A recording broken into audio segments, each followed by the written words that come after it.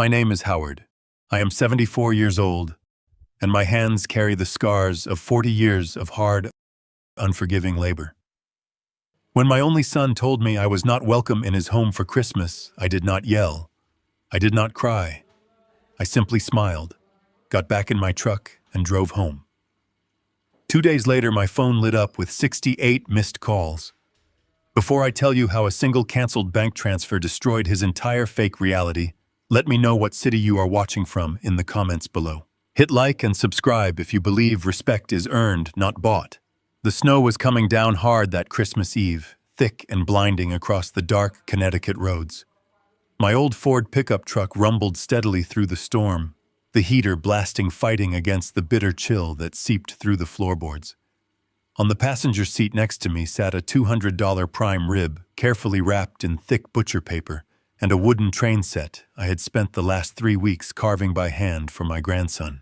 I remember running my calloused thumbs over the smooth, sanded edges of that little train earlier that morning, feeling a quiet pride. I was a commercial contractor my whole life. I built schools, warehouses, and office buildings. I built a comfortable life through sweat, grit, and calluses, not through networking or wearing a suit. I always believed that if you worked hard enough, you could build a foundation your family could stand on forever. I turned off the main road and guided my truck into the affluent, sprawling neighborhood where my son Travis lived. The houses here were fortresses of stone and glass, sitting on manicured acreage. I pulled up to his address and turned into the massive paver stone driveway. The snow wasn't sticking to the ground here. The driveway was heated. I parked my old truck at the bottom of the incline, staring up at the 5-bedroom colonial estate dominating the property. It was a beautiful house, completely out of place for a mid-level tech manager like Travis. I stepped out of the truck into the freezing air, grabbing the heavy prime rib in one hand and the wrapped train set in the other. As I walked up the salted pathway toward the grand entrance, my eyes caught a familiar flaw in the masonry near the front steps. It was a hairline crack spreading through the mortar. I had offered to fix that crack for him last Thanksgiving. I told him I had the tools and the compound right in my truck, that it would take me 20 minutes.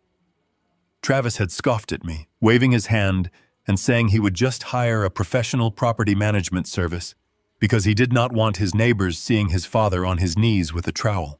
I swallowed the memory and kept walking up the steps. As I stood on the porch, I could hear the faint, muffled sounds of a party spilling through the heavy oak door. Smooth jazz music was playing, accompanied by the distinct clinking of crystal cocktail glasses and loud, confident laughter. I stood there in the cold, feeling the weight of the meat in my hands, and I thought about the secret that built this house. To his neighbors and his country club friends, Travis was a wealthy, self-made tech visionary. That was the facade he desperately maintained. But the reality was something entirely different. Travis could never afford this estate on his salary. When he and his wife wanted to buy this place 5 years ago, they did not have the capital. I was the one who quietly wired the $150,000 down payment to make it happen. But my financial support did not end there. Every month, on the 25th day, an automatic transfer of $4,550 left my retirement account and landed directly in his. I was secretly paying 70% of his massive $6,500 monthly mortgage. I did it because I made a promise to my late wife that I would always look after our boy, that I would make sure he never struggled the way we did when we were young. I financed his illusion of wealth, asking for nothing in return except the simple joy of seeing my son and my grandson on the holidays. I shifted the heavy package in my arms and knocked on the thick oak door. Almost instantly, the jazz music inside was lowered. I heard the sharp, quick clicking of high heels on hardwood floors. The door swung open, releasing a blast of warm, cinnamon-scented air. Monica, Travis's wife, stood in the doorway. She was 35, wearing a sleek, tailored silk evening gown that shimmered under the porch lights. A diamond necklace rested perfectly against her collarbone. Her pristine smile vanished the second her eyes landed on me. She looked me up and down, her gaze lingering on my heavy, snow-dusted work boots and my thick flannel jacket. She looked at me not like a father-in-law, but like a delivery driver who had somehow stumbled through the wrong security gate. She did not open the door any wider. She actually took a half step forward, effectively blocking the threshold with her body. Before I could even say Merry Christmas, Travis appeared behind her. He was wearing a custom-tailored velvet blazer, holding a half-empty Scotch glass. When he saw me, he did not look happy. He did not even look surprised. He looked utterly panicked. He glanced nervously over his shoulder toward the living room where the laughter of his guests was carrying into the foyer. "Dad." "What are you doing here?" Travis hissed, stepping in front of Monica and pulling the door closer to his body to hide me from the view of his party. "I brought the roast," I said, keeping my voice steady, offering the heavy butcher paper package forward. "And I brought the train for the boy." Travis did not reach for the gifts. He ran a hand through his perfectly styled hair, letting out a heavy, irritated sigh. "Dad, you cannot be here right now. We are hosting Monica's CEO and 3 highly connected angel investors from New York. This is a crucial networking night for my career." I looked at him, feeling the freezing wind biting at my neck. "I am your father, Travis. It is Christmas Eve." "I know it is Christmas Eve." He snapped, his voice a harsh, impatient whisper. "But you do not really fit the vibe tonight, Dad. Look at you. I was not expecting you, and I cannot have my investors wondering why a guy in construction flannel is tracking snow through the foyer." The words hit me.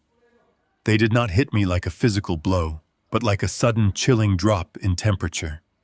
It was a coldness that went far deeper than the Connecticut blizzard swirling around us. He was ashamed of me. The man whose sweat and broken back paid for the very roof over his head. The man who quietly subsidized his extravagant lifestyle. Every single month was not good enough to walk through the front door. "Just leave the meat on the porch," Travis said, his tone softening into a dismissive, patronizing command. "I will have the caterers take it to the kitchen. We will do a quick lunch next week, just you and me. Somewhere casual." I stood perfectly still on the porch. I looked at the son I had raised. I looked at the silk dress his wife was wearing. I looked at the heated driveway behind me, melting the snow into dirty water. In that single quiet moment, a lifetime of unconditional parental obligation simply evaporated. The umbilical cord of my financial support snapped in my mind. I realized that my generosity had not helped my son build a good life. It had only funded his arrogance. It had turned him into a man who valued the opinions of strangers over the presence of his own father. I did not set the meat down. I did not raise my voice or cause a scene.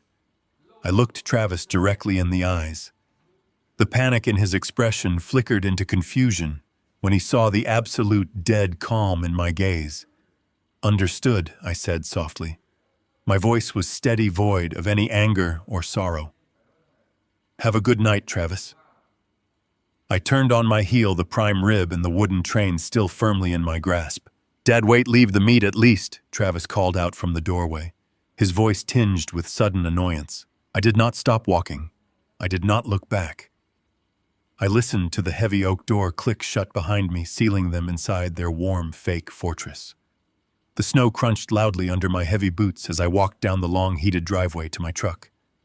I climbed into the cab, set the meat and the wooden train on the passenger seat, and turned the key in the ignition. The engine roared to life. As I put the truck in gear and drove away into the dark, blinding snow, I did not feel heartbroken. I felt a profound, crystal-clear sense of liberation. Travis thought he had just dismissed an embarrassing old man to protect his wealthy image. He had absolutely no idea that he had just insulted the sole architect of his entire reality. And as I drove back to my modest, quiet home, I already knew exactly which brick I was going to pull out to make his whole world come crashing down. The drive back to my side of town was slow and quiet. The heavy snow that had felt like a bitter insult on my son's porch now felt like a thick blanket wrapping the world in silence. I kept the heater low. I needed the cold air to keep my mind sharp. When I finally turned onto my street, there were no heated driveways. There were no imported sports cars parked along the curb, just small, honest homes built for working people. I pulled my old truck into the narrow driveway of my two-bedroom ranch. I had bought this house 40 years ago with my late wife. We raised Travis within these walls. We scrubbed these floors. We paid off the mortgage with blistered hands and skipped vacations. I unlocked the front door and pushed it open against the winter wind. The house was completely dark except for the amber glow of the street lamp filtering through the living room curtains. Before I could even reach for the light switch, I heard the familiar heavy thud of a tail hitting the floorboards. My golden retriever was waiting for me in the hallway.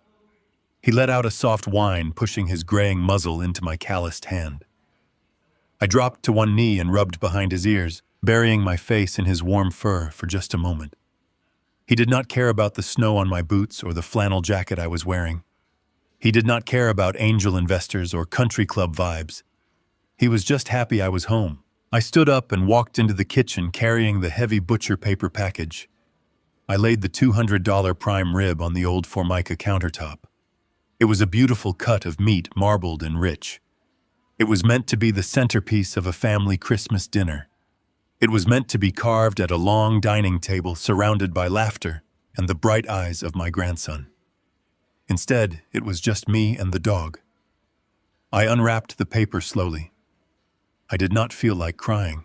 The profound sadness I had expected to hit me was strangely absent, replaced by a hollow, echoing quiet. I took out my sharpest carving knife and sliced a thick, generous portion of the raw beef. I tossed it into the dog bowl. The old retriever devoured it in seconds, looking up at me with absolute adoration. I smiled down at him. "At least someone appreciates a good cut of beef," I told him quietly. I seasoned the rest of the roast with nothing but coarse salt and cracked black pepper, just the way my wife used to do it.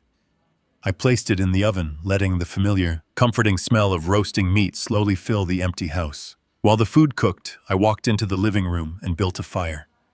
I crumpled up old newspaper, stacked the dry oak logs I had chopped myself in the autumn, and struck a match. I sat down in my worn leather recliner, the one that had molded perfectly to my back over the last 15 years.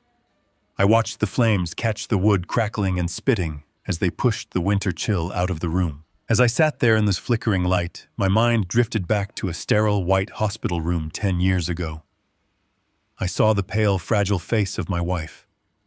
I remembered the exact pressure of her thin, weak fingers gripping my hand as she took her final breaths. She had looked at me with eyes full of fear, not for herself, but for our son. Travis had always been ambitious, always chasing something bigger, always worried about what other people thought of him. She knew that about him. She knew his flaws. And with her dying breath, she made me swear a vow. "Always look after our boy, Howard." She had whispered the words through an oxygen mask. "Promise me you will make sure he never falls. Promise me you will protect him." I had promised her. I gave her my word, and a man like me does not break his word. That promise became my religion. When Travis wanted a wedding that cost more than my first house, I paid for it. When he wanted to buy a luxury estate he could not afford to impress his new high society wife, I handed over my life savings for the down payment. When he realized the monthly mortgage was drowning him, I quietly set up an automatic transfer to cover 70% of it, allowing him to play the role of the self-made tech genius while I wore the same boots for 5 years. I told myself I was honoring her memory. I told myself that being a good father meant absorbing the hardship so my son could soar. The oven timer beeped, pulling me out of the past. I went to the kitchen, carved a thick slice of the perfectly cooked prime rib, and sat back down in my recliner with a plate. The meat was tender and rich, but I barely tasted it. I fed another piece to the dog sitting patiently at my feet. I looked at the fire and thought about the promise I had made. Always look after our boy. But the man standing on that porch tonight was not a boy anymore. He was a 38-year-old man who had allowed greed and vanity to completely rot his soul. I realized in that quiet, smoke-scented room that my blind generosity had not protected my son. It had ruined him. It had shielded him from the consequences of reality. It had turned him into a monster who would treat his own father like a stray dog begging for scraps at the back door. By constantly paving the road in front of him with my own money, I had denied him the chance to build his own character. I thought I was honoring my wife, but she would have been disgusted by the arrogant, cruel man Travis had become. She would have been heartbroken to see her husband standing in the freezing snow, turned away from the home he bought, because his clothes were not fashionable enough for a dinner party. The heavy grief that had been sitting in my chest began to evaporate. The sorrow melted away, leaving behind something much stronger. The sorrow hardened into a cold, unbreakable clarity. Honoring my wife did not mean allowing my son to walk all over me. It did not mean surrendering my dignity to fund a lie. The promise was finally superseded by a desperate, vital need for self-respect.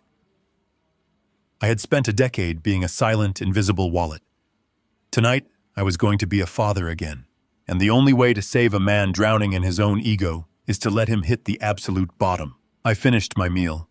I set the empty plate on the side table. The dog rested his heavy head on my knee, sensing the shift in my posture. I was no longer the tired, rejected old man who had driven home in a blizzard. I felt a surge of energy, a quiet, focused power humming through my veins. I stood up from the leather recliner and walked over to the small wooden desk tucked in the corner of the living room. I reached out and opened the lid of my ancient, heavy laptop. The screen flickered to life, casting a pale blue glow across my scarred hands. The machine hummed and whirred slowly, connecting to the internet. I sat down in the wooden chair, resting my fingers on the worn keyboard. Travis wanted to live the life of a wealthy, independent executive. It was time I finally gave him the opportunity to pay for it. The pale blue light of the laptop screen washed over my face, casting long shadows across the dark living room. I reached into the breast pocket of my flannel shirt, pulled out my wire-rimmed reading glasses, and slid them onto my nose. The hinges creaked slightly in the quiet house. My hands, thick and scarred from decades of laying brick and pouring concrete, looked clumsy, resting on the sleek silver keyboard. But my mind was sharper than it had been in years. I navigated to my bank website and typed in my password. The loading circle spun for a few seconds before my dashboard appeared, displaying the financial summary of a lifetime of grueling labor. I did not go straight to the checking account. First, I clicked on the credit card tab, specifically the Platinum Card account. I had opened that account 5 years ago, right around the time Travis and Monica bought their massive estate. I handed him the secondary card in a small black envelope over a cup of coffee at a local diner. I told him very clearly that this piece of plastic was a safety net. It was meant strictly for real emergencies. A medical crisis, a flooded basement, a sudden layoff. Things that keep a father awake at night worrying about his son. Travis had looked me in the eye, shook my hand, and promised he would never touch it unless the sky was falling. I clicked on the transaction history for the past 90 days and began to scroll. The sky apparently had been falling quite a bit lately. I read the lines of text glowing on the screen. $800 at a high-end ski boutique in Aspen, Colorado. $400 for lift tickets. $1,200 at a Michelin star French restaurant in Manhattan. A $600 charge at a luxury spa. Whenever I used to notice these charges on my monthly statement, I would pick up the phone and call him. Travis always had the perfect excuse ready. He would use words I did not entirely understand, corporate jargon designed to make me feel out of touch. He would say, "You do not get how the tech industry works. I have to entertain these investors. I have to project success. These are unavoidable business expenses. If I do not take the CEO to this dinner, I lose a promotion that could secure my future. I am paying you back as soon as my quarterly bonus clears." The bonus never cleared. The repayments never came. And I, the foolish, overly trusting father, had simply paid the balance in full every 30 days to protect his credit score.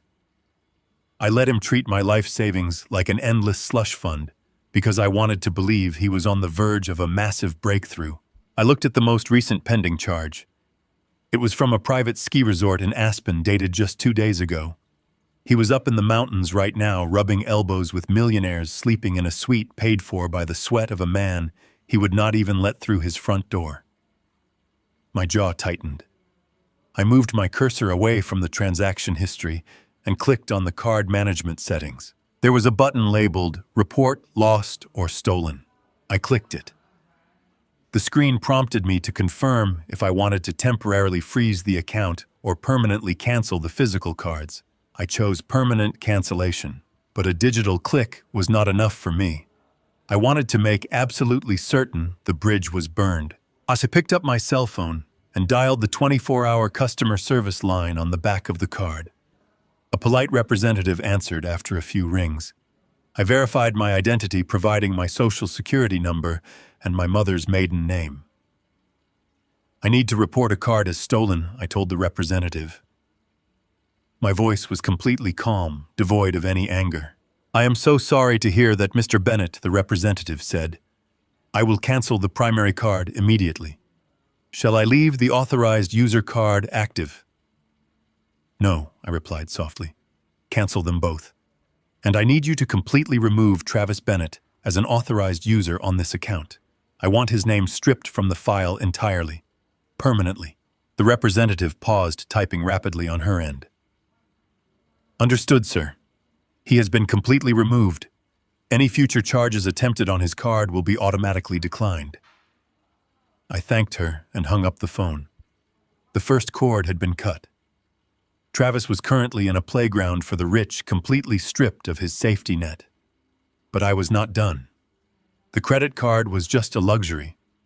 The real illusion holding his life together was located in a different tab on my banking dashboard. I clicked over to my primary checking account and navigated to the scheduled transfers page. There it was. An automated transaction set to execute tomorrow morning, the 25th of December.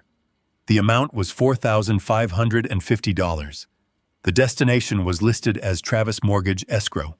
For 5 years, that money had silently exited my account and landed in his, covering 70% of the payment for that 5-bedroom fortress. It was the only reason the bank had not thrown him out onto the street.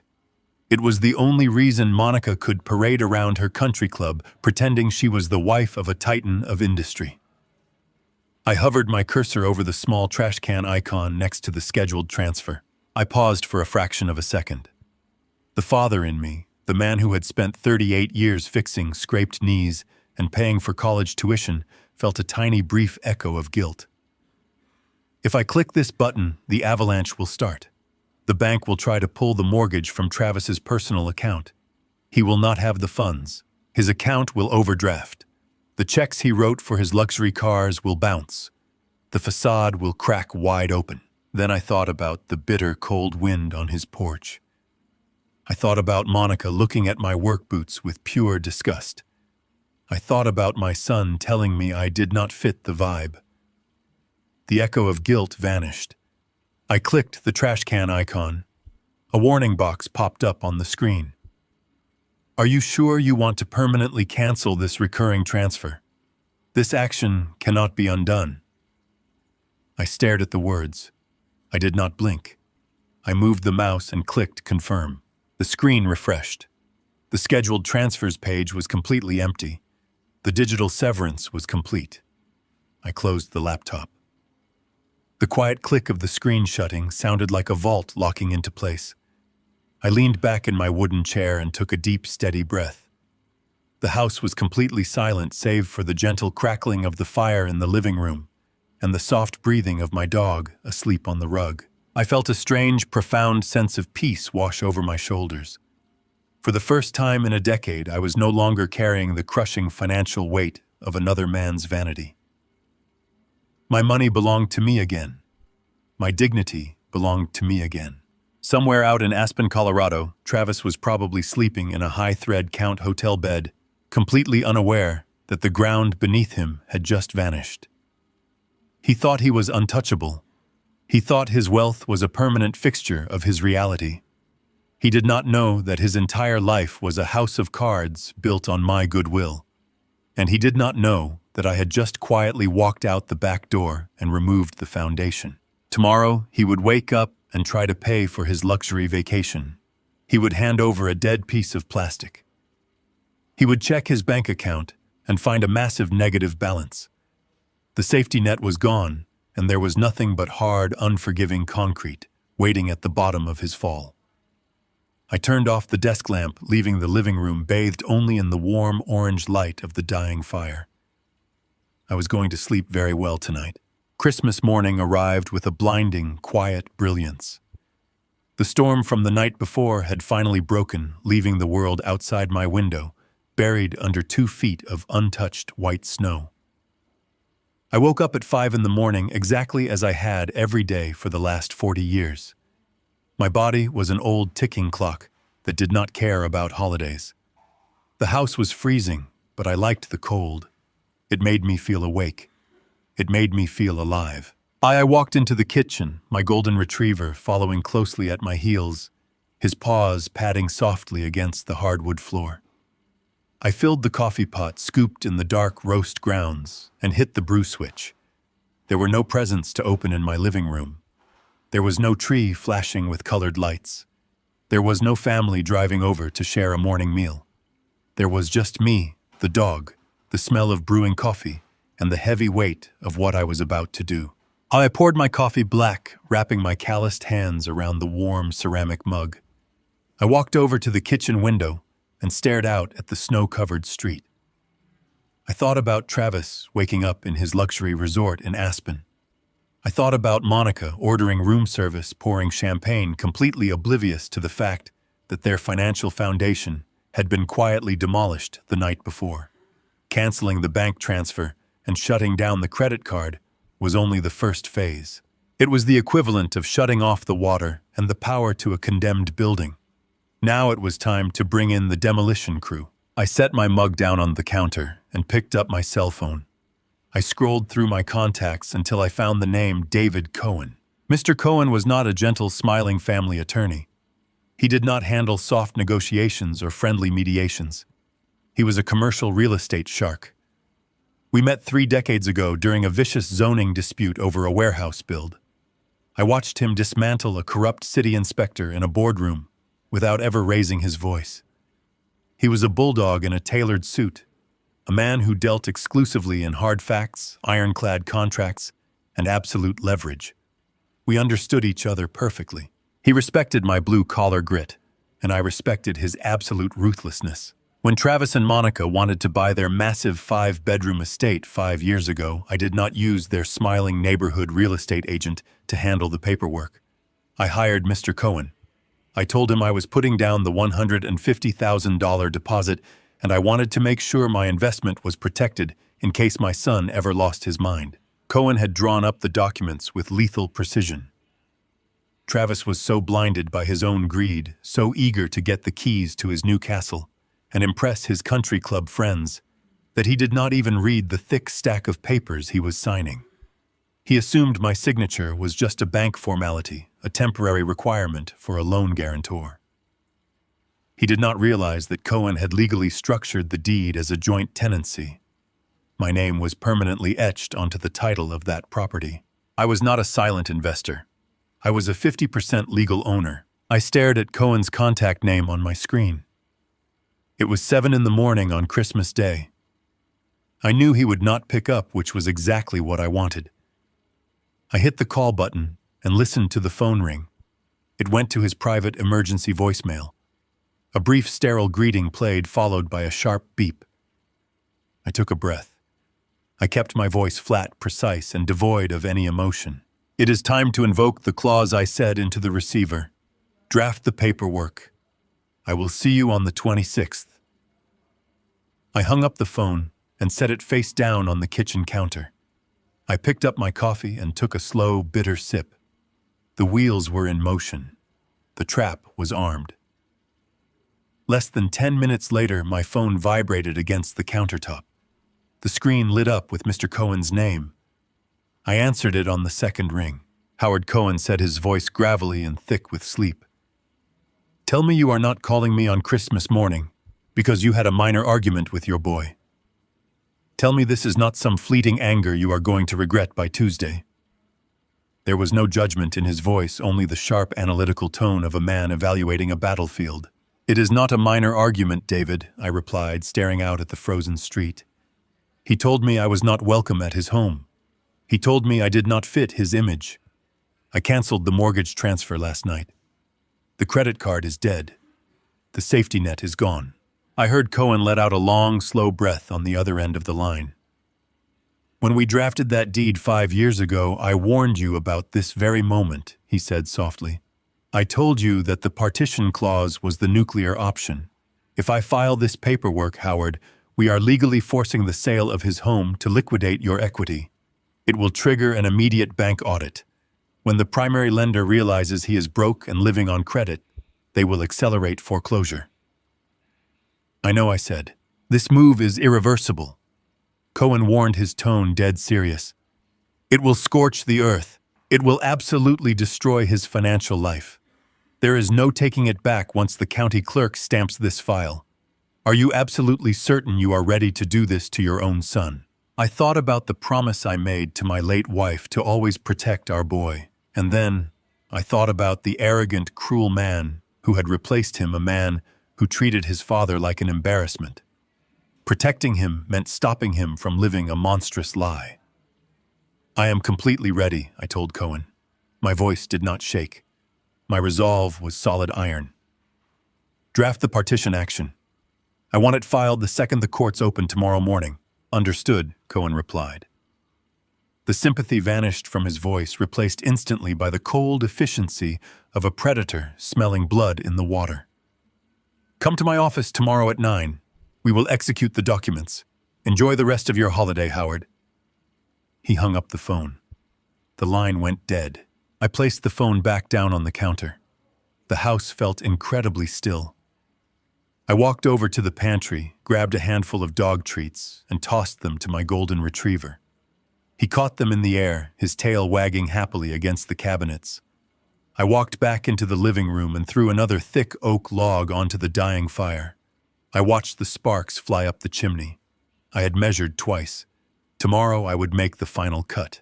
Travis and Monica had exactly 24 hours left in their perfect imaginary world. They were busy skiing on fresh powder and drinking expensive champagne, fully believing they were untouchable. They did not know that a devastating legal avalanche was already gathering speed, and there was absolutely nothing they could do to stop it. 2,000 miles away from my quiet living room, the sun rose over the snow-capped peaks of Aspen, Colorado. It was the morning of December 26th. Travis and Monica were preparing to leave their ultra-exclusive ski resort. I knew the exact hotel they were staying at because the original booking confirmation had been sent to the email attached to my Platinum card. It was a place of vaulted timber ceilings, roaring stone fireplaces, and staff who catered to every ridiculous whim of the wealthy.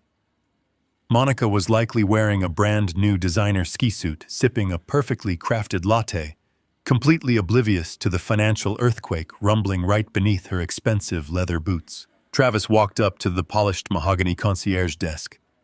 He probably had that signature arrogant smirk on his face, the one he wore when he was pretending to be the smartest man in the room.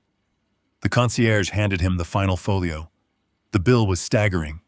$8,000 for 5 days. Room service, couples massages, vintage champagne, and private ski instructors. It was an offensive amount of money, an amount that would take a working man months to earn. But Travis did not care. He reached into his designer wallet and pulled out the heavy metal Platinum card that had my name on the primary account. He slid it across the smooth wood counter with absolute confidence, fully expecting the machine to approve his luxurious charade. The concierge took the card, swiped it through the terminal, and waited.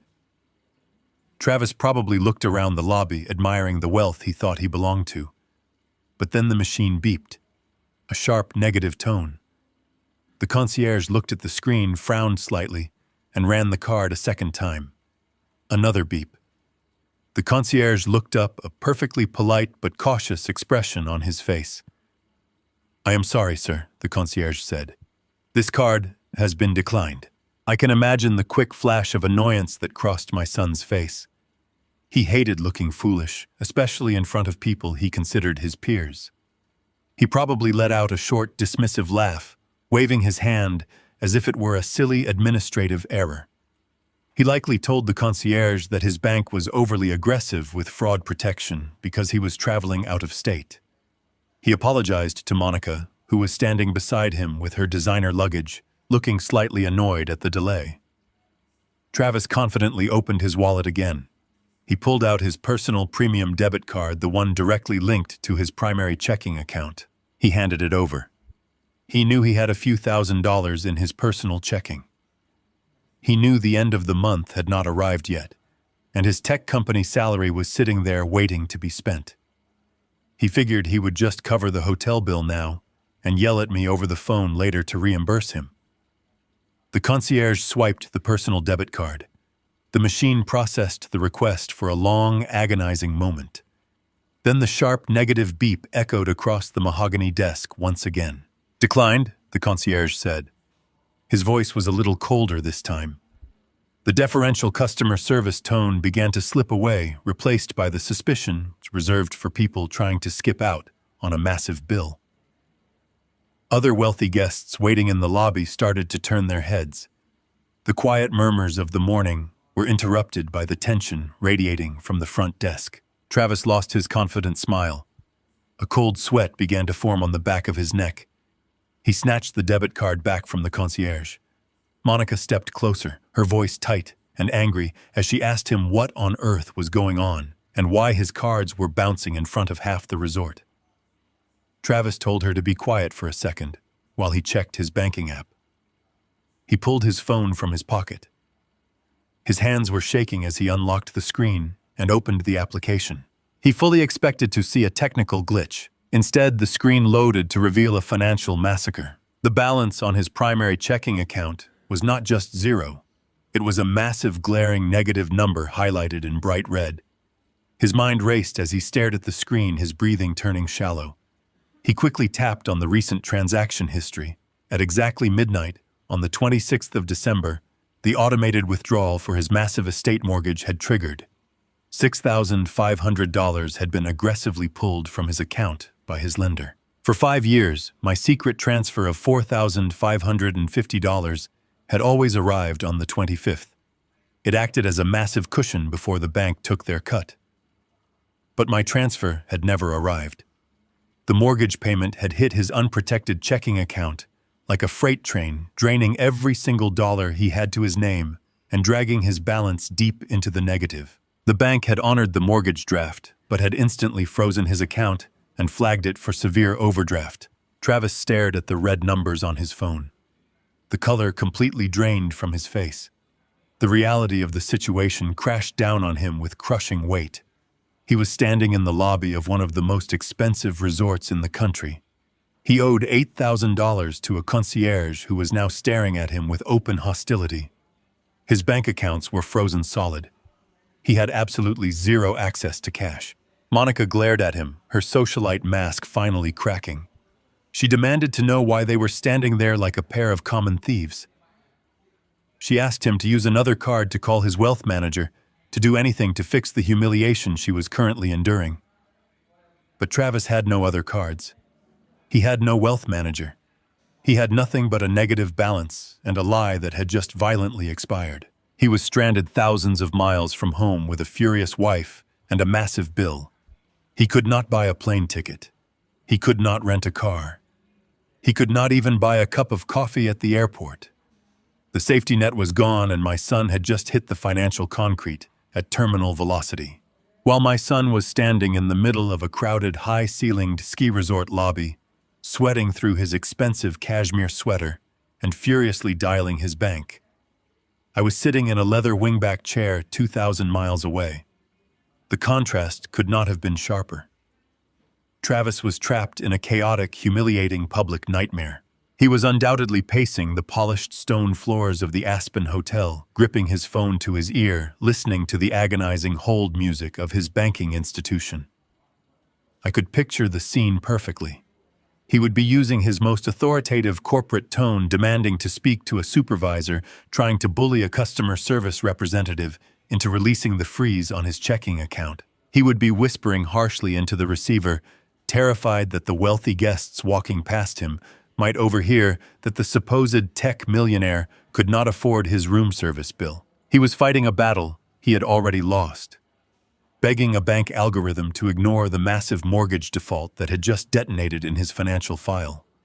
Beside him, Monica would be fuming, her arms crossed tightly over her designer ski jacket, demanding to know why they were being treated like criminals in front of her social peers. The illusion of their unlimited wealth was evaporating right there in the lobby, and no amount of corporate double talk could save them. Meanwhile, I was surrounded by the quiet, insulated power of David Cohen Law Firm in downtown Hartford. It was the morning of December 26th. The holiday was officially over, and the machinery of justice was back to work. Cohen office smelled of old paper, rich coffee, and lemon oil. The walls were lined with floor-to-ceiling mahogany bookshelves packed with thick legal volumes that represented decades of corporate warfare and brutal real estate litigation. Cohen sat across from me behind a massive oak desk. He was a man who did not engage in small talk. He wore a sharp charcoal gray suit, his reading glasses perched near the tip of his nose, as he reviewed the thick file folder resting in front of him. I watched his eyes scan the documents, tracing the lines of text with a silver pen. The silence in the room was not heavy or uncomfortable. It was the focused, deliberate silence of an artillery crew calibrating their sights before opening fire. I took a slow sip of the black coffee his secretary had brought me. It was bitter and strong, grounding me in the reality of what we were about to do. I looked at my calloused hands, resting on the armrests of the leather chair, thinking about the sheer amount of physical labor it took to generate the money currently sitting in that file folder. 5 years ago, when Travis had come to me asking for help, he was blinded by his own ambition. He wanted that sprawling 5-bedroom colonial estate so badly he could hardly breathe. He wanted the heated driveway, the massive kitchen island, and the manicured lawn. He wanted to prove to Monica and her high society family that he belonged in their elite circle. But he did not have the cash. When I agreed to hand over my life savings to cover the $150,000 down payment, I insisted on one non-negotiable condition. I told him my lawyer David Cohen would handle the closing documents. Travis had rolled his eyes, complaining bitterly that it was an unnecessary step, that his own real estate agent could push the paperwork through much faster. He accused me of being old-fashioned and overly cautious. But I did not budge. I told him it was Cohen or the money stayed in my account. On the day of the closing, Travis had sat in this exact office in the very same leather chair I was sitting in now. He had worn a flashy, expensive suit, constantly checking his luxury watch, eager to grab the keys and leave. He was impatient, treating the entire legal process as a tedious formality, holding him back from stepping into his grand new life. When Cohen handed him the thick stack of legal documents to sign, Travis barely glanced at the pages. He scribbled his signature as fast as he could, flipping through the contract without reading a single paragraph. Travis had simply assumed that my presence in the room and my signature on the paperwork were standard bank requirements. He thought the lenders just needed a guarantor to secure the massive loan because his credit history was not quite strong enough to carry the estate on his own. He genuinely believed I was just quietly co-signing his dream, handing him a bag of cash, and stepping out of his way forever. He never bothered to read the fine print. If my son had stopped looking at his watch for just 10 seconds, if he had possessed the humility to actually read the contract he was signing, he would have noticed that Cohen had structured the transaction very specifically. I was not a co-signer. I was not a silent financial backer handing out a charitable gift. Cohen had drafted the property deed as a joint tenancy with rights of survivorship. My name was legally bound to the title of the estate.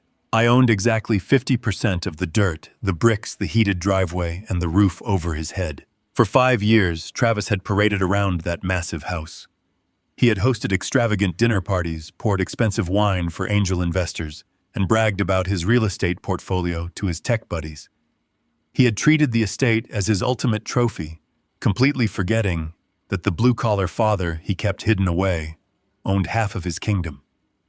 He had dismissed my contribution as a minor stepping stone, a forgotten formality from the past. He assumed that because I never asked for a key or demanded a room that I had relinquished all my rights to the property. He mistook my quiet generosity for permanent surrender. Cohen looked up from the open folder, sliding his glasses down the bridge of his nose. He did not smile, but there was a sharp, dangerous gleam of satisfaction in his dark eyes. He reached his hand deep into the file and pulled out a thick piece of heavy stock paper. It was not a photocopy. It was the original county-stamped property deed. He laid it flat on the center of the polished mahogany desk, right between my coffee mug and his silver pen. The embossed county seal caught the pale winter light filtering through the tall office windows. There it was, the ultimate secret printed in stark black ink. My name sitting right next to his, declaring undeniable equal ownership of the entire property. The paper rested silently on the wood, but its weight was immense. It was the key to unlocking the entire fortress Travis had built to keep me out. By refusing to let me through his front door on Christmas Eve, he had foolishly assumed it was his door to close. He did not realize I held the master key.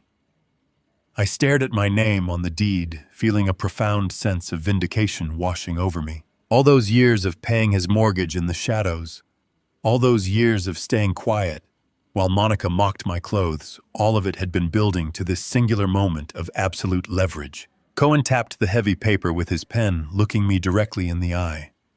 He gave a single slow nod, acknowledging that the point of no return had been reached.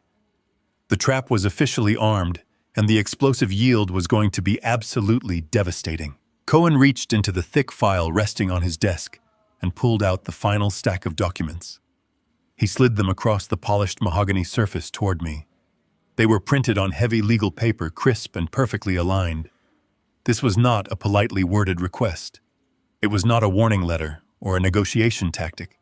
It was a formal partition action. I looked down at the dense paragraphs of legal text. A partition action is a brutal, unstoppable legal mechanism. When two people jointly own a piece of real estate, and one party wants to liquidate their share, they do not need the permission of the other owner. They do not need their blessing or their agreement. They can simply petition the court to force the sale of the asset. The judge takes control of the property, appoints an independent appraiser, and puts the house on the market or the auction block. The proceeds are then divided according to the ownership percentages listed on the deed. Travis had absolutely no say in this process. His objections would be entirely irrelevant. Cohen picked up a heavy gold pen from his desk and held it out to me. He did not hand it over immediately.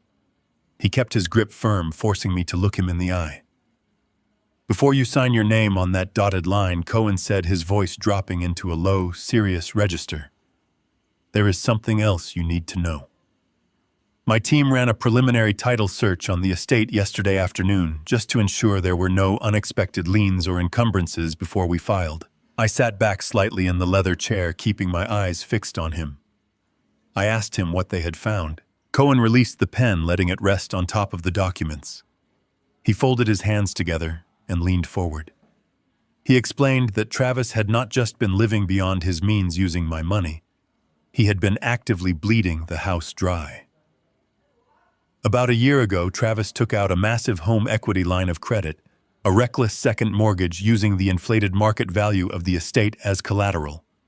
He had likely used that cash to buy Monica her luxury sports utility vehicle, fund their extravagant overseas vacations, and maintain the absolute illusion of unlimited wealth. Cohen continued laying out the precise chain of events that my signature would trigger. He told me that taking out a secret secondary mortgage on the property strictly violated the core terms of his primary lender. The primary bank was completely unaware of this hidden debt. When my paralegal files this partition action with the county court, Cohen explained, a mandatory legal notice is instantly sent to the primary mortgage holder. The bank is legally required to review the asset to protect their investment. That notice will trigger an automatic deep dive audit of your son and his entire financial portfolio. The silence in the office was absolute. I listened as Cohen painted the picture of total destruction. When the bank algorithms run that audit, Cohen said, his tone entirely clinical, they are going to see a perfect storm of financial ruin. They will see the unauthorized second mortgage. They will see the severe overdrafts hitting his checking account this morning because you canceled the subsidy transfer. They will see that his emergency credit card has been terminated. The bank will not simply ask him to catch up on a missed payment. They will immediately accelerate the loan. They will demand the entire balance of the mortgage paid in full at once. Your son will be thrust into a brutal rapid foreclosure process. He will lose everything. Cohen sat back in his chair. He had laid all the cards on the table. He was making sure I fully understood the blast radius of the bomb I was about to drop. He was asking me if I was prepared to annihilate my son's entire life. I sat perfectly still, absorbing the information. I thought about the man who had looked at my work clothes with disgust on Christmas Eve. I thought about the woman who had stood in her silk gown blocking the door to the house I had essentially bought for them. They had built a kingdom on a foundation of my silent sacrifices, and then they had locked me out in the freezing snow. I did not feel a single ounce of pity. I did not feel sorrow or hesitation. I felt the pure, cold logic of consequence. They had dug their own grave with their arrogance and their greed. I was merely handing them the shovel. I looked Cohen dead in the eye. My posture was straight, my breathing even. That is his problem, I told him, not mine. My voice was as steady as a poured concrete foundation. Cohen stared at me for a long moment, searching my face for any lingering trace of doubt. He found none. The corner of his mouth twitched upward into a tight, grim smile of approval. He tapped the gold pen resting on the documents. "Sign the papers." "Howard," he said. I reached out and picked up the heavy pen. The metal felt cool against my calloused skin. I brought the tip of the pen to the bottom of the first page. I pressed the ink into the paper, writing out my full legal name with firm, deliberate strokes. Howard Thomas Bennett. I flipped to the second page and signed again, then the third. Every signature felt like cutting away a heavy chain that had been wrapped around my chest for a decade. The physical act of signing away his false reality felt incredibly liberating. When I reached the final page, I capped the pen and pushed the stack of documents back across the mahogany desk. Cohen did not waste a single second. He pressed a button on his intercom and called his senior paralegal into the room. She entered immediately, a sharp, efficient woman holding a digital tablet. Cohen handed her the signed documents. He did not mince words. He told her to scan the file and submit the partition action to the county clerk immediately. He emphasized the word immediately. He wanted the electronic submission processed before the morning session of the court concluded. The paralegal nodded, took the file, and briskly walked out of the office, shutting the heavy door behind her. I remained seated in the leather chair, listening to the faint, muffled sounds of the city traffic through the large windows. The trap was no longer just armed. It had been sprung. Somewhere down the hall, a scanner was capturing my signatures. A secure digital transmission was flying through the fiber optic cables beneath the city streets. In a matter of minutes, a server at the county municipal building would receive the data packet. A digital stamp would be applied, logging the time and date of the legal filing. The heavy, unforgiving machinery of the justice system was grinding to life, and there was absolutely no taking it back. The countdown had officially begun. Travis was currently stranded in a snowy resort lobby, panicking over a declined credit card and an overdrawn checking account. He thought that was the extent of his problems. He thought he was just facing a temporary cash flow issue that he could fix by yelling at a bank teller or manipulating me into sending another transfer. He had no idea that a digital guillotine was already falling toward his neck. He did not know that the county clerk was processing the paperwork that would force the sale of his precious estate. He did not know that the primary lender was about to receive an automated alert that would expose his secret debt and trigger an immediate foreclosure. Total, inescapable ruin was hurtling toward him at the speed of light, and he was completely blind to it. I stood up from the leather chair. I buttoned my coat and extended my hand across the desk. Cohen stood up and shook it firmly. The grip of two men who understood that business had been concluded efficiently. I walked out of the law office and stepped onto the busy sidewalk. The winter air was sharp and biting, stinging my cheeks. I took a deep breath, filling my lungs with the freezing wind. I walked toward where I had parked my old Ford pickup truck. I felt incredibly clean. I felt like a man who had finally settled a long overdue debt. The silence was coming, and the crash was going to be deafening. I knew exactly how my son managed to escape that luxury resort in Aspen, because Mr. Cohen and his investigators later painted a perfect, pathetic picture of his final moments in the lobby. Travis had to swallow his massive, fragile pride and turn to his wife. He had to stand in front of that polished mahogany desk, sweating through his expensive cashmere sweater, and beg Monica to open her designer purse. He had to ask her to pull out her own credit cards to cover the $8,000 bill. I can only imagine the sheer disgust on her face. Monica had married a man she believed was a self-made tech visionary. She was not accustomed to paying for her own luxury vacations, let alone bailing her husband out of a humiliating public predicament. But they had no other choice. They stood there and split the remaining balance across 3 of Monica's personal credit cards, maxing them out completely, just to escape the watchful, judgmental eyes of the hotel concierge. The flight back to Connecticut must have been agonizing. A long, silent journey spent sitting next to a furious wife who was demanding answers Travis simply did not have. He probably spent the entire flight drinking overpriced airplane whiskey, staring out the tiny window, convincing himself that this was all just a temporary, annoying banking error. He probably told Monica that his old, technologically illiterate father had simply forgotten to authorize a transfer, or that the rural credit union had flagged the transactions by mistake. He built a thin, desperate narrative to keep her venomous questions at bay until they landed. When their plane finally touched down on the frozen tarmac of the Connecticut airport, Travis pulled his phone from his pocket and turned off airplane mode. He expected to see an apologetic text message from me. He expected to see a notification from his bank saying the freeze on his checking account had been lifted. Instead, a flood of delayed notifications hit his screen all at once. At the very top of his inbox was an automated email from his primary mortgage lender. The subject line was sterile cold and absolutely devastating. Payment failed. Default warning. Travis stared at the bright screen, his heart dropping into his stomach. This was not a standard notification about a late fee. This was a catastrophic alert, and Travis knew exactly why. About a year ago, Monica had demanded a brand new $90,000 luxury sports utility vehicle. She wanted it to match the other wives at the country club. Travis did not have the cash, and his credit was already stretched dangerously thin. So without telling me or his primary lender, he took out a reckless second mortgage on the estate. He used the inflated perceived market value of the house as collateral to secure a fast line of credit. What my foolish son chose to ignore was that the contract with his primary lender strictly forbade subordinating the debt.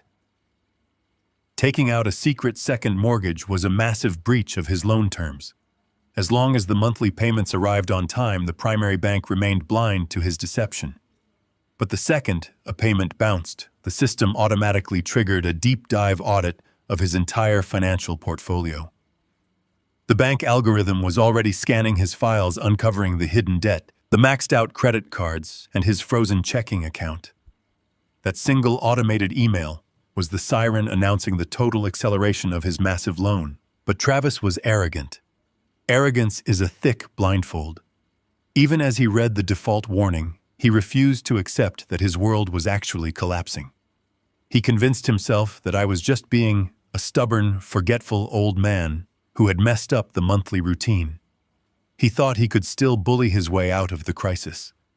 Standing in the bustling airport terminal, dragging his heavy luggage, he typed out a text message to me. He did not ask how I was doing. He did not apologize for treating me like a stray dog on his porch. He demanded compliance. "Dad bank glitched," he wrote. "Send the transfer manually as soon as possible. Do not make me ask twice." 2 hours later, I was standing in my snow-covered backyard. The winter air was crisp and biting, filling my lungs with a clean, sharp cold that felt incredibly refreshing. I had spent the morning clearing the heavy snow from my driveway, and now I was chopping firewood.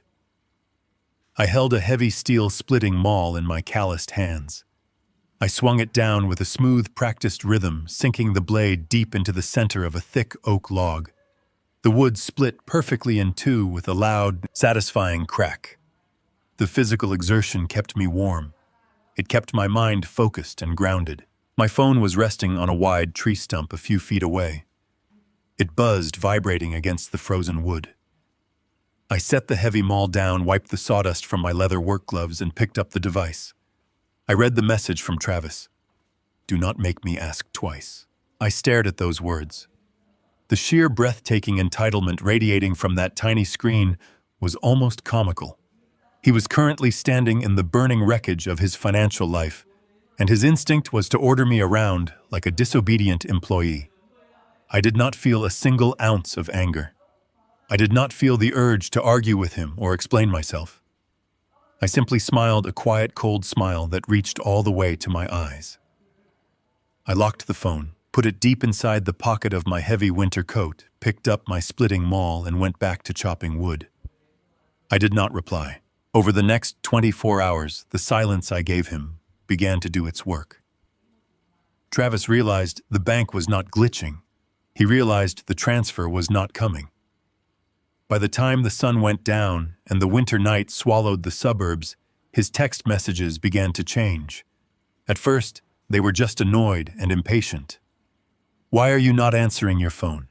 You need to call your bank right now. You are ruining my credit score." A few hours later, as midnight approached and his accounts remained completely frozen, the tone shifted into demanding desperation. "Dad, stop ignoring me. The bank is sending me penalty alerts. Monica is furious about the hotel bill. Pick up the phone and fix this." I slept soundly that night. I woke up the next morning, made a pot of black coffee, and watched the snow fall outside my kitchen window. My phone sat on the counter, buzzing relentlessly. The texts were no longer demands. They were the frantic, unpunctuated ramblings of a man suffocating in panic. "Dad, the platinum card is declined everywhere. The customer service line says the account was shut down by the primary card holder. What did you do? Why are my accounts locked? Answer me, please." Travis was trapped inside his sprawling 5-bedroom estate, pacing the hardwood floors, staring at his banking application as the red negative numbers stared back at him. The illusion of his immense wealth was evaporating by the second, and the audience he feared most was sitting right there in the living room with him. Monica had spent the last 2 days asking incredibly sharp, venomous questions. She wanted to know why her personal credit cards were maxed out from a ski trip he promised to pay for. She wanted to know why the mortgage payment had bounced. She wanted to know why his bank accounts were frozen. Travis tried to spin a web of corporate lies, claiming it was a temporary liquidity issue, an audit error, a delay in his quarterly bonus. But Monica was a social climber who measured a man entirely by his financial utility. She could smell the failure radiating off him. Her love was conditional, tied directly to the luxury vehicles, the country club memberships, and the designer clothes. As the money vanished, so did her affection. She looked at him not with sympathy or support, but with a cold, predatory disgust. It was during that long, brutal afternoon that Travis finally stopped lying to himself. He called the credit card company one last time, begging them to reinstate his access to the platinum card. The representative on the other end of the line informed him in a flat, polite voice that he had been explicitly and permanently removed as an authorized user by the primary account holder. The realization hit Travis like a physical blow to the chest. This was no bank glitch. This was no technical error or mistaken identity. The safety net had been intentionally, deliberately cut. The father he had turned away in the freezing snow, the man he had deemed too embarrassing to introduce to his wealthy friends, had quietly walked away and taken the entire kingdom with him. Travis stared at his phone, watching my contact name sit in absolute unbroken silence. He finally understood that I was not missing his messages. I was reading every single frantic word, and I was choosing to watch him drown.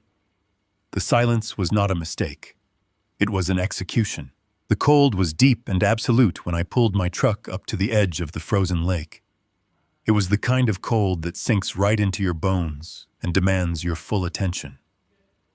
I had been coming to this particular lake in northern Connecticut for 30 years. My late wife used to sit on the shore wrapped in thick wool blankets reading a book while I sat out on the ice. It was a place of total isolation. There were no country clubs out here. There were no angel investors or luxury sports utility vehicles. There was only thick black ice and the quiet, heavy breath of the winter woods. I turned off the engine and sat in the quiet cab of my truck for a moment. I reached into my heavy winter coat and pulled out my cell phone. The screen was completely black, but I knew what was waiting just beneath the surface. I knew that miles away, my son was trapped in a self-made prison of collapsing wealth. I opened the glove compartment built right into the dashboard. I placed the phone inside, face down on top of a stack of old registration papers. I shut the compartment door and locked it with a small metal key. I was going to be out on the ice for 2 days. I had rented a small, insulated shanty out in the middle of the lake. For the next 48 hours, I was not going to be a father or a financial safety net. I was just going to be a man waiting for a bite in the freezing dark. I unloaded my heavy gear from the bed of the truck. The wind howled across the vast, empty expanse of the frozen lake, stinging my cheeks as I walked out toward my shanty.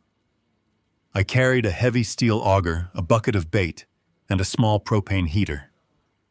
When I reached the small wooden shelter, I fired up the heater and set to work. I drove the sharp blades of the auger down into the ice, grinding through the thick, frozen layers until dark water bubbled up to the surface. I dropped my line into the freezing depths and sat down on an overturned bucket. Ice fishing is a game of supreme patience. It requires you to sit in absolute stillness and wait for the precise moment when the tension on the line shifts. It is not about forcing an outcome. It is about outlasting your opponent. As I sat there staring down into the black water, I thought about the phone locked in the dashboard of my truck back on the shore. I knew exactly what was happening inside that dark glove compartment. The screen was lighting up, illuminating the small confined space with a pale, desperate glow. It was ringing silently, buzzing against the plastic interior again and again. While I was sitting in the profound silence of the frozen lake, my son was spiraling into a total mental collapse. The silence I was giving him was not passive. It was an active, heavy weight pressing down on his chest. Travis had spent his entire adult life controlling the narrative, manipulating people with his corporate jargon and his expensive suits. But he could not manipulate silence. He could not argue with a phone that simply rang until it went to voicemail. I spent 2 days and 2 nights out on the ice. I caught 3 beautiful heavy trout. I cleaned them myself, washing my scarred hands in the freezing lake water. I slept on a narrow wooden cot, listening to the ice groan and shift beneath me.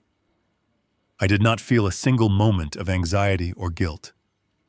The quiet isolation was a cleansing ritual, washing away a decade of financial servitude. For the first time in 10 years, my mind was entirely my own. When the morning of the 3rd day broke over the tree line, casting a pale gray light across the snow, I packed up my gear.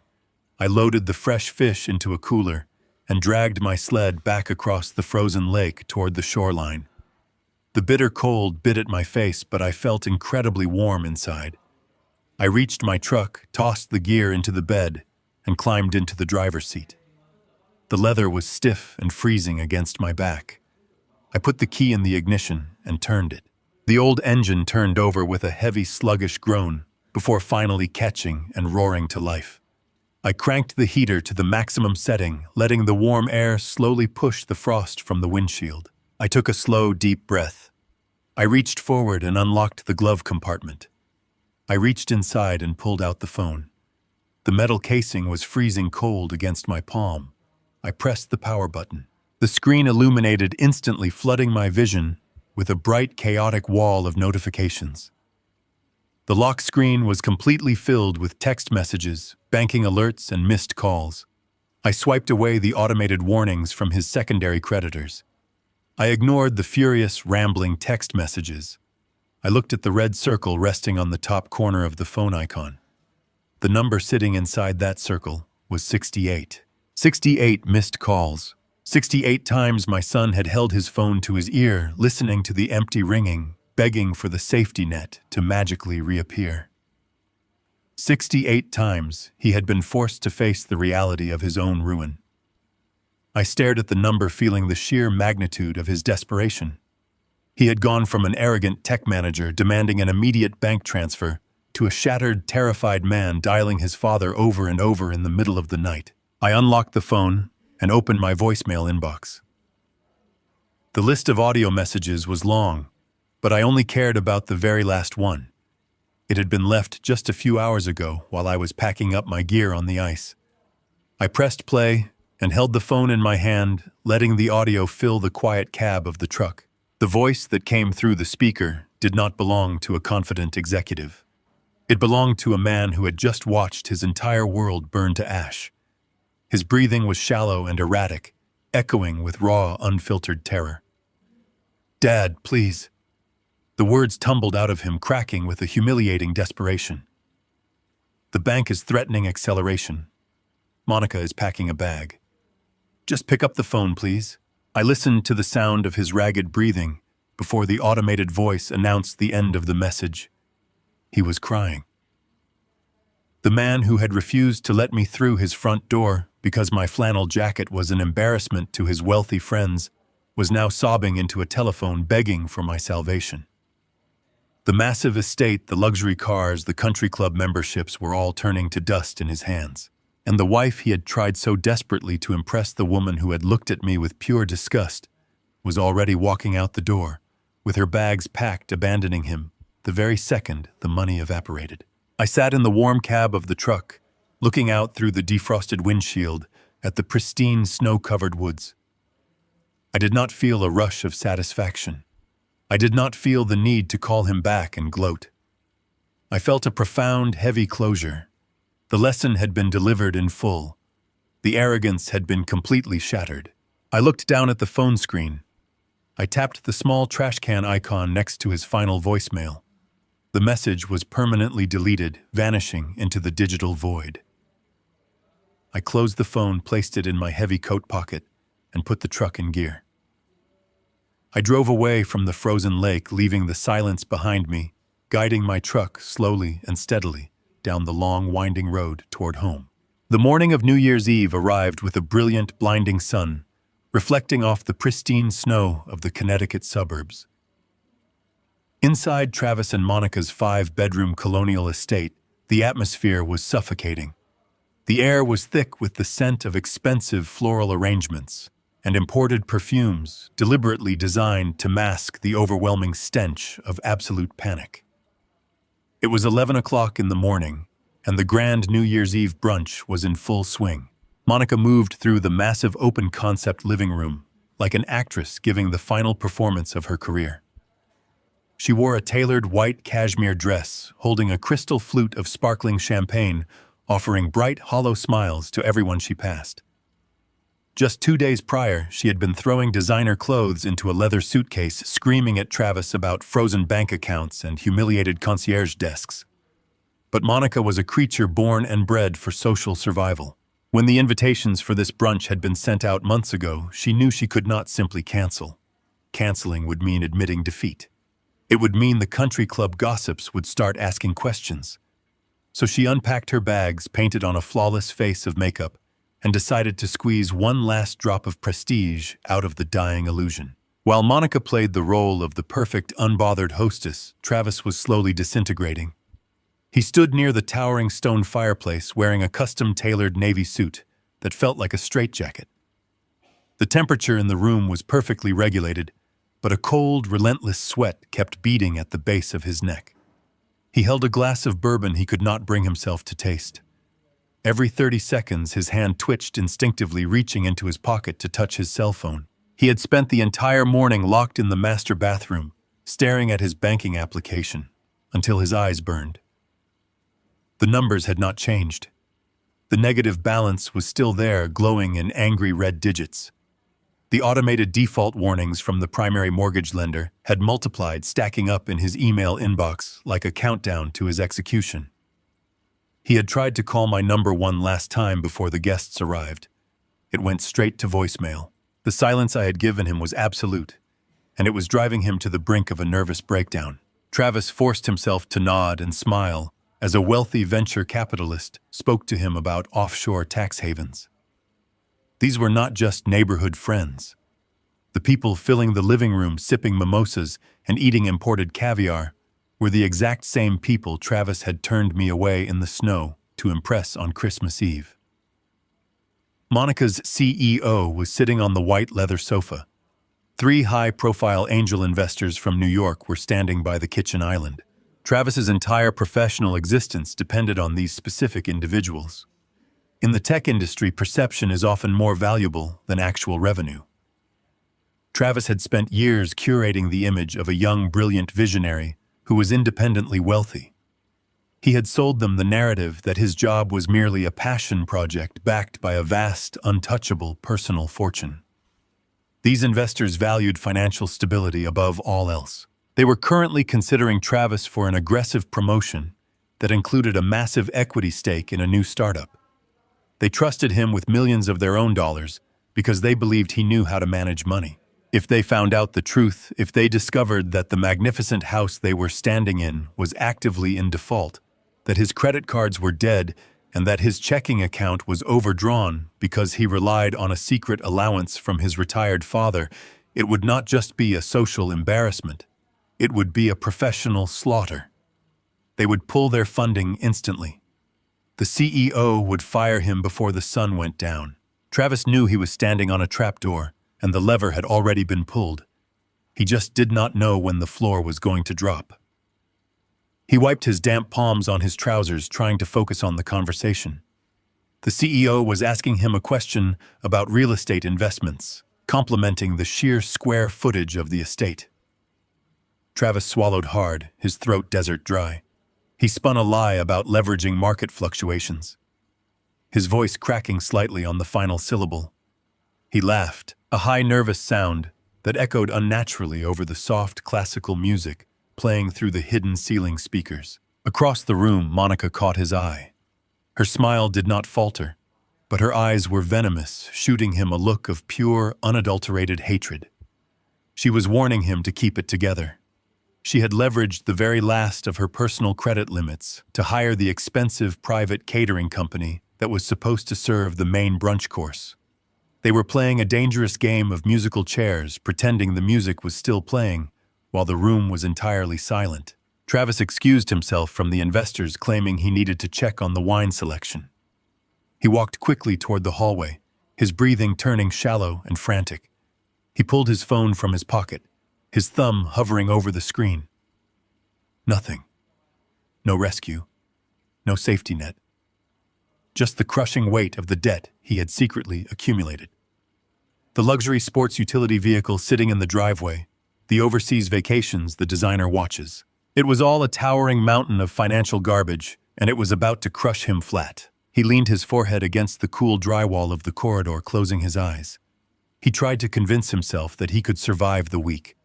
He thought if he could just get through this brunch, if he could just secure the promotion and the equity shares from these investors, he could quietly take out a high-interest personal loan to cover the mortgage deficit. He told himself he could navigate the storm, that his father was just trying to teach him a lesson and would eventually cave. He clung to his arrogance because it was the only thing he had left. Then the heavy resonant chime of the brass doorbell echoed through the massive house. The sound cut through the classical music and the polite chatter. Travis froze, his heart leaping into his throat. He looked toward the grand foyer. Monica was already moving. She glided across the polished hardwood floors, her white dress flowing behind her.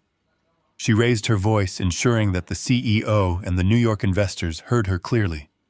Her tone was bright, musical, and dripping with artificial excitement. "Oh, that must be the caterers," Monica announced, beaming at her wealthy guests. "I had them prepare a special reserve caviar and a fresh truffle omelet station.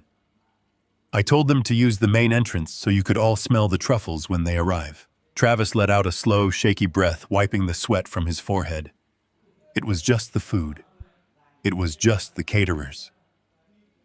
He adjusted his velvet blazer and pasted the confident, arrogant smirk back onto his face. He stepped out of the hallway, preparing to rejoin the investors and continue the masterful performance of his life. Monica reached the heavy oak door.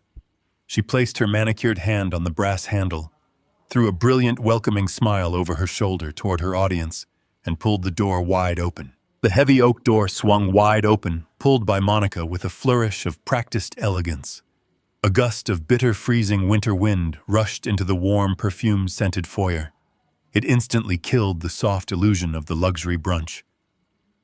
Monica kept her bright, artificial smile plastered across her face for exactly 1 second before the reality of what was standing on her porch completely shattered it. There were no caterers carrying silver trays of caviar and fresh truffles. There were no smiling staff members ready to serve her wealthy guests. I was standing on the welcome mat. I was not wearing the heavy snow-dusted work boots or the faded construction flannel that had disgusted her on Christmas Eve. I was wearing a meticulously tailored dark charcoal suit, a long, heavy wool overcoat draped perfectly over my broad shoulders. I stood completely straight, my hands resting calmly at my sides. For 40 years, I had dressed for the grueling labor of building foundations and pouring concrete, but today I was dressed for the precise, surgical dismantling of a lie. I looked into Monica's eyes, and I watched the color drain completely from her face. I was not alone. Standing to my immediate right was Mr. Cohen. The ruthless real estate attorney wore his usual sharp suit, holding a sleek black leather briefcase.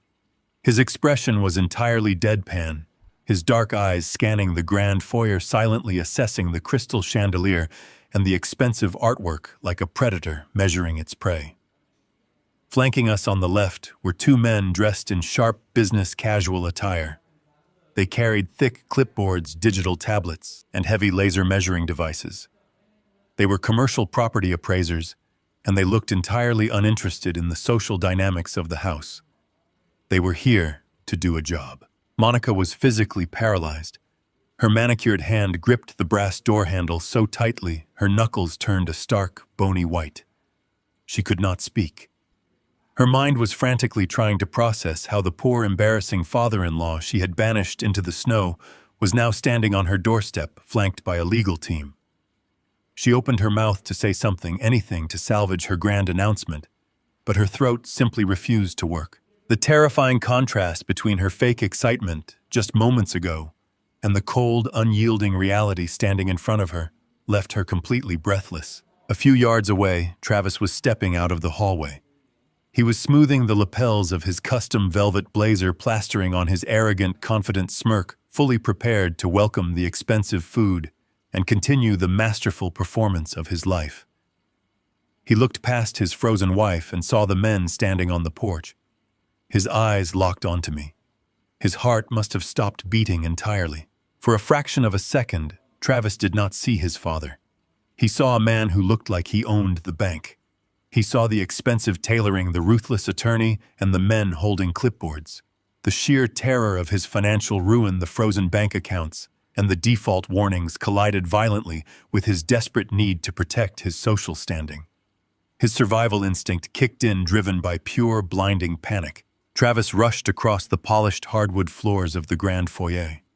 His leather shoes slid slightly as he practically sprinted toward the open doorway.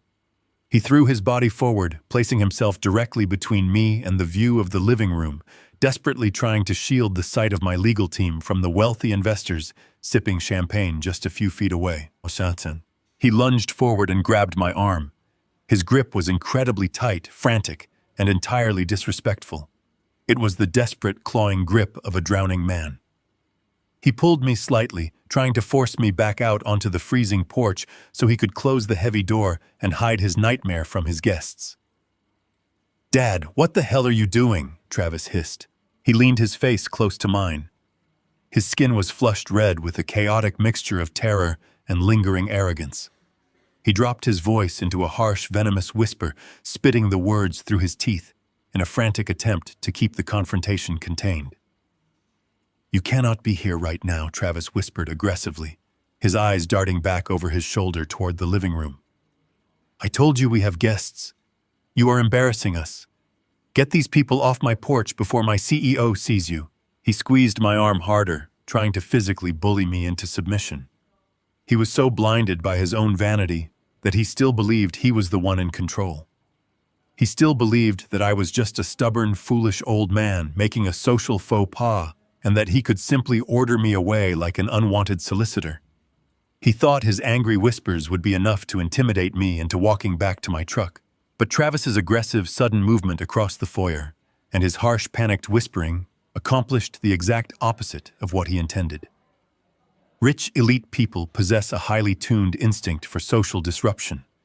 In a room filled with high society predators, a sudden break in decorum is like blood in the water. The soft, low hum of polite conversation in the living room began to falter.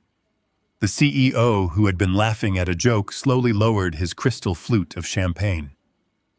The three angel investors standing by the kitchen island turned their heads toward the grand entryway, their expressions shifting from relaxed amusement to sharp curiosity.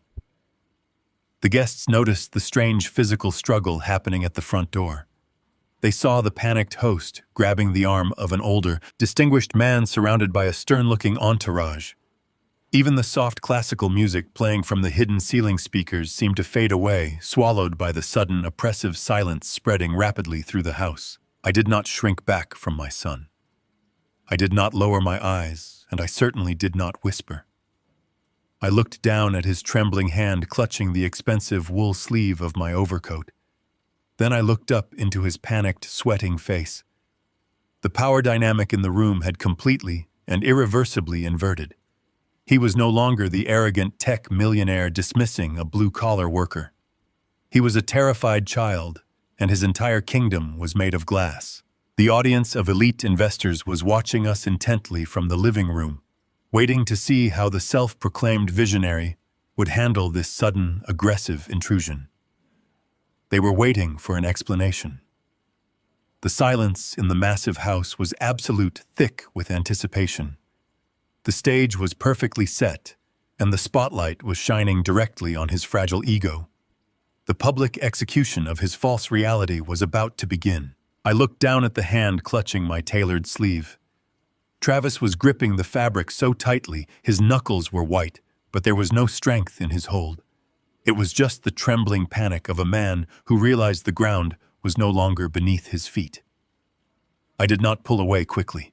I reached up with my calloused hand and wrapped my fingers around his wrist.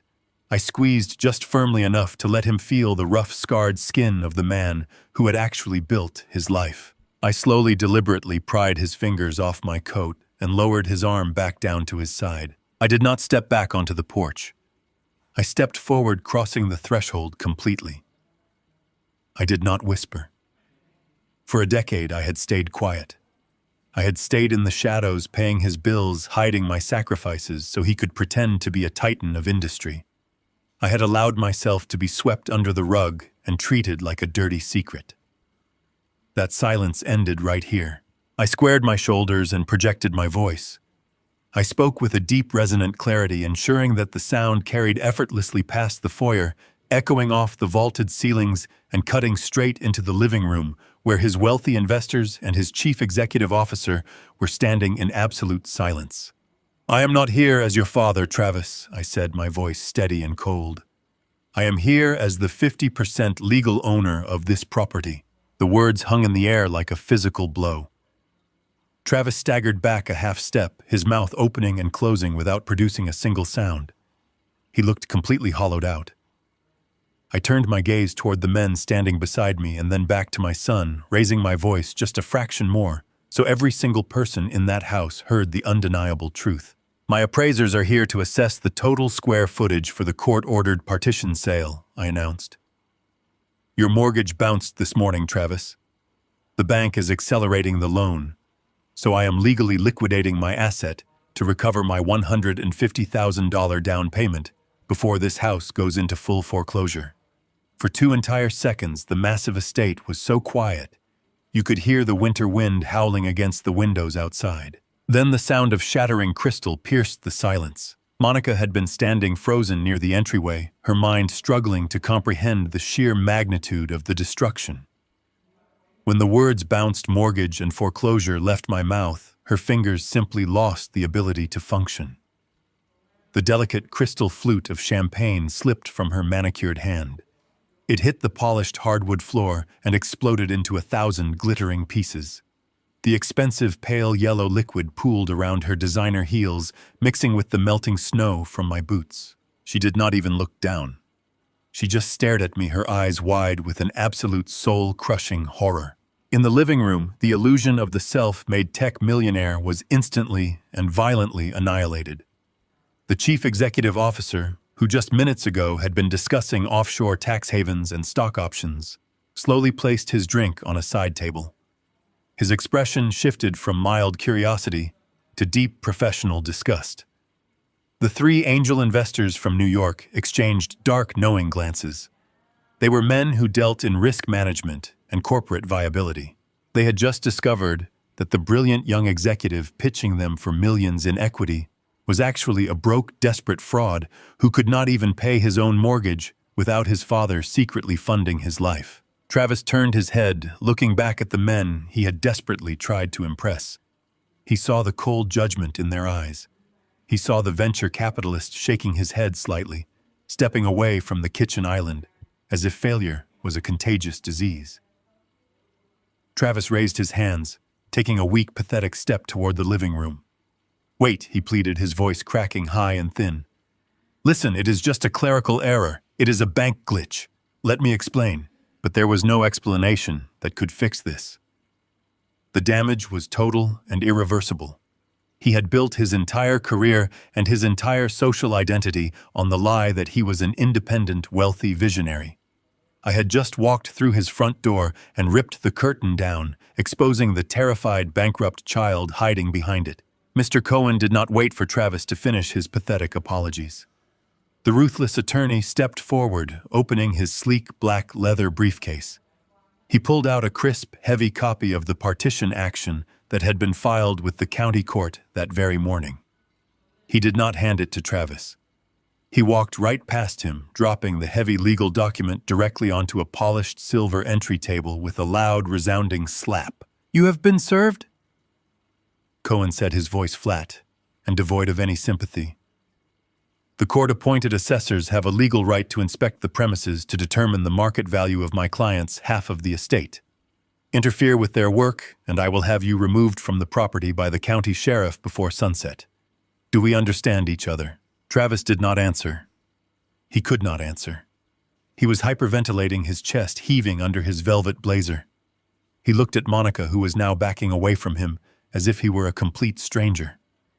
Her face twisted into a mask of pure betrayal and venom. She was realizing in real time that her entire life of luxury was an unpaid debt, and her husband was entirely powerless to protect her. Cohen turned to the two commercial appraisers holding the laser measuring devices. "Gentlemen," he said, "do your jobs. Measure every inch." The two men nodded, stepped past the shattered crystal, and walked directly into the grand living room. They did not care about the chief executive officer or the angel investors. They began shining red laser beams against the high ceilings, taking photographs of the crown molding and noting the dimensions on their digital tablets. They were officially cataloging the remains of Travis Bennett. The guests did not stay to watch the rest of the inspection. Elite society has zero tolerance for public financial humiliation. The chief executive officer walked toward the foyer, completely ignoring Travis. He did not say goodbye. He did not offer a handshake. He simply grabbed his wool coat from the closet and walked out the open front door, stepping carefully around the shattered glass. The angel investors followed closely behind him, muttering quietly among themselves, already dialing their phones to cancel whatever deals they had been considering. Travis stood in the center of the wreckage, completely alone. His guests were leaving. His wife was staring at him with undisguised hatred.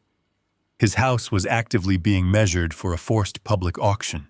His bank accounts were frozen solid, and his emergency credit card was dead.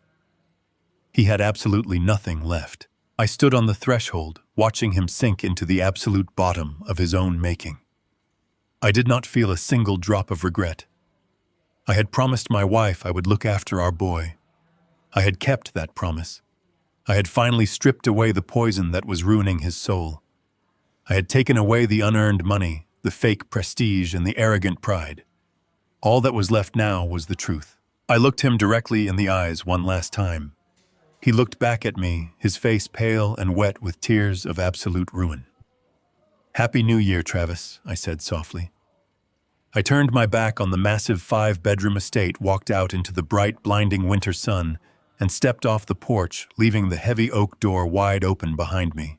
Spring arrived in Connecticut, slowly melting away the bitter winter snow and exposing the bare, undeniable reality of the legal battlefield.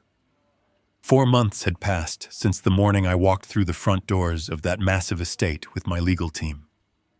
The justice system does not move quickly, but it moves with the crushing, unstoppable weight of a glacier. During those 4 months, Travis tried desperately to stop the partition action. He fought to keep the illusion alive, but a man cannot fight a war when his supply lines have been completely severed. Travis showed up to the county courthouse in April. He walked into the sterile, fluorescent-lit room wearing a suit that was already starting to look a little worn around the edges. He looked exhausted, his shoulders slumped, the arrogant smirk completely erased from his face. He had to represent himself in front of the judge. The expensive, high-powered defense attorneys he had tried to consult demanded massive retainers up front. Those were retainers he could no longer afford, because his checking accounts were drained. His credit was utterly obliterated, and he had no assets left to leverage. David Cohen did not even break a sweat. My lawyer stood before the judge and systematically dismantled my son with clinical, terrifying precision.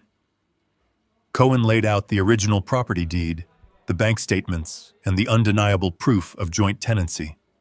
He presented the paper trail showing exactly where the down payment came from. Travis tried to argue. He stood up and stammered, claiming that my contributions were simply a parental gift, an unspoken family obligation. But he had absolutely no paperwork to support his desperate, fabricated claims. The judge looked at my son with a mixture of pity and professional indifference. It took less than 20 minutes for the magistrate to rule completely in our favor. The heavy wooden gavel came down with a sharp crack, and the forced public auction of the estate was officially scheduled. The financial implosion that followed was spectacular to witness. Without my secret monthly transfers keeping his head above water, Travis and Monica fell into a catastrophic vertical spiral of debt. The primary lender accelerated the mortgage immediately, just as Cohen had predicted, burying them under a mountain of immediate liability. The repo men came for Monica's $90,000 luxury sports utility vehicle in the middle of the night. Her country club memberships were permanently revoked for non-payment. The wealthy friends she had desperately tried to impress stopped returning her phone calls. Treating her financial failure like a contagious disease they refused to catch. The auction took place on a humid Tuesday morning in late May, right on the wide concrete steps of the county municipal building. I stood quietly in the back of the small crowd, wearing my scuffed work boots and a simple cotton shirt, watching as the auctioneer rattled off the numbers. Travis and Monica did not attend. They could not bear the humiliation of watching their grand kingdom be sold to the highest bidder in the middle of the street. The estate was ultimately purchased by a corporate property management firm. When the final hammer fell, the court moved swiftly to divide the proceeds. The bank took exactly what it was owed, wiping out the massive loan, but leaving Travis with absolutely nothing to show for his 5 years of vanity. A few days later, I received a certified envelope from David Cohen. Inside was a heavy, perfectly printed cashier check. It contained my original $150,000 down payment, plus my full 50% share of the property accrued equity over the last half-decade. I took that piece of paper to my local credit union, deposited it into my retirement account, and walked out into the warm afternoon sun feeling completely whole. I had bought my freedom, and my son had finally bought his reality. Reality for Travis and Monica was no longer a world of heated driveways, vaulted ceilings, and imported caviar. With their credit scores entirely destroyed and their savings totally non-existent, no respectable landlord in their affluent suburb would even consider their rental applications. The angel investors were gone forever. The massive promotion Travis had banked on disappeared the very second whispers of his total financial ruin echoed through his office building. He managed to keep his mid-level job, but he was permanently stripped of his prestige. He was no longer the arrogant tech visionary. He was just a desperate, exhausted man working endless hours simply to survive the crushing weight of his remaining consumer debt. They were forced to pack whatever belongings they could fit into a rented moving truck and drive away from the wealthy neighborhoods they loved so much. They ended up on the far industrial outskirts of the city, signing a lease on a cramped, poorly lit two-bedroom apartment located inside a drab concrete building. The new apartment complex sat directly parallel to a massive 8-lane interstate highway. There were no manicured lawns to look at. There were no quiet snow-covered woods to walk through. There was only the relentless, deafening roar of 18-wheelers and commuter traffic rushing past their thin living room windows at all hours of the day and night. The air outside their front door tasted faintly of diesel exhaust fumes instead of fresh pine. Monica, the woman who had once sneered at my flannel jacket and looked at me like dirt on her pristine floors, was now forced to carry her discounted groceries up 3 flights of narrow, stained, carpeted stairs. Travis, the man who had dismissed his own father in the freezing cold just to impress a room full of millionaires, now woke up every single morning to the sound of honking horns and rattling window panes. The ivory tower was gone forever. It was replaced by a vibrating concrete box filled with the sounds of a harsh, unforgiving world they could no longer afford to ignore. The heavy rains of early June were washing over the quiet streets of my neighborhood. I was standing in my kitchen wiping down the countertops after a quiet dinner when my golden retriever suddenly lifted his head. He let out a low rumble in his throat and trotted toward the front hallway. A few seconds later, I heard a sound that I had not heard in my home for a very long time. It was a soft, hesitant knock on the front door. It lacked the heavy, confident rhythm of a neighbor or a delivery driver. It sounded like the knock of a man who was terrified of who might answer. I set my dish towel down and walked through the living room. I turned the deadbolt and pulled the door open. The porch light flickered, casting a pale yellow glow into the rainy night. Travis was standing on my welcome mat. He was completely unrecognizable from the man who had stood in the foyer of that massive estate just 5 months ago. The custom-tailored velvet blazers and the expensive leather shoes were gone. He was wearing a cheap nylon raincoat that was soaked through at the shoulders. His posture was shrunken. His shoulders were slumped forward, and his eyes were red and heavily rimmed with dark circles of exhaustion. The arrogant smirk that used to define his entire personality had been completely erased by the brutal, crushing weight of his new reality. He looked up at me, and I saw a level of desperation that was almost difficult to look at. He swallowed hard. The rain dripped from his hair onto his collar. "Dad," he said. His voice was a weak, trembling rasp. It was the voice of a little boy who had strayed too far from home and realized he was entirely lost in the dark. I stood perfectly still in the doorway. I did not invite him inside out of the rain. I did not cross my arms or glare at him. I simply looked at him, waiting for him to speak. Travis shifted his weight nervously. He looked down at his wet shoes and then back up at my face. He told me that they had found an apartment near the interstate highway. He said it was small and loud, but it was the only place that would accept their shattered credit scores. Then his voice cracked. He told me that the property manager was demanding the first month of rent and a double security deposit up front in certified funds. They did not have the cash. Their bank accounts were empty. Monica was sitting in their packed rental truck, threatening to take a bus back to her parents if he could not secure a roof over their heads tonight. He took a step closer to the threshold. He raised his hands in a pleading gesture. "I just need $3,000, Dad," he begged. "I know I have no right to ask you for anything. I know what I did, but I am begging you. It is just a loan to cover the deposit. I will pay you back every single penny. I will work overtime. I will do whatever it takes.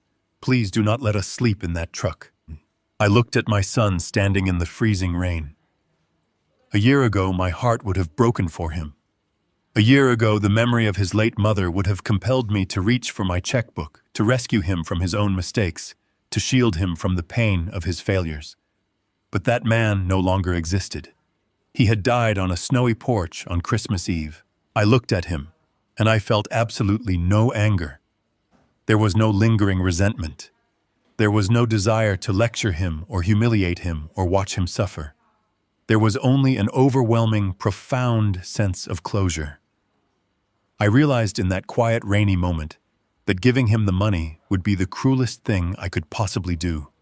It would only restart the toxic cycle of dependency. It would teach him that his arrogance could always be erased by a desperate apology. He needed to feel the cold, hard consequences of his actions if he was ever going to build a genuine character. He had to hit the bottom so he could finally learn how to stand on his own 2 feet.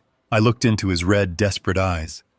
I spoke with a quiet, unshakable finality. "You did not want me in your life for Christmas." "Travis," I told him. My voice was smooth and even, carrying over the sound of the falling rain. "I am just respecting your boundaries year-round." Travis opened his mouth to speak. His face contorted with a fresh wave of panic. He reached his hand out toward the doorframe, trying to bridge the massive gap between us, but I did not give him the chance to argue. I reached out and gently but firmly pushed the heavy wooden door forward. The door clicked shut, silencing his pleas and shutting out the sound of the rain. I turned the deadbolt, locking it securely into place. The solid, heavy thud echoed through the quiet hallway. I walked back to my kitchen, picked up my dish towel, and finished cleaning the counters. The tether was permanently cut. The book was closed. A few weeks later, I walked into a commercial dealership located 2 towns over. I carried a certified cashier check in my wallet, holding the recovered equity from the partition sale. I walked past the used models and the standard trailers and walked directly to the back of the lot. I purchased a state-of-the-art recreational vehicle. It was a massive, beautiful machine. It had a heavy-duty diesel engine, polished hardwood interiors, a full kitchen, and massive panoramic windows. It was not a status symbol. It was a vessel of absolute freedom. I spent the next week packing up my life. I covered the furniture in my small ranch house, locked the doors, and handed the keys to a trusted neighbor to keep an eye on the property. I loaded my heavy canvas tool bags, my winter gear, and my golden retriever into the cabin of the massive vehicle. I climbed into the captain chair, started the roaring diesel engine, and drove west. I left the affluent suburbs, the country clubs, and the complicated social webs far behind me in the rearview mirror. September arrived, painting the world in crisp, vibrant colors.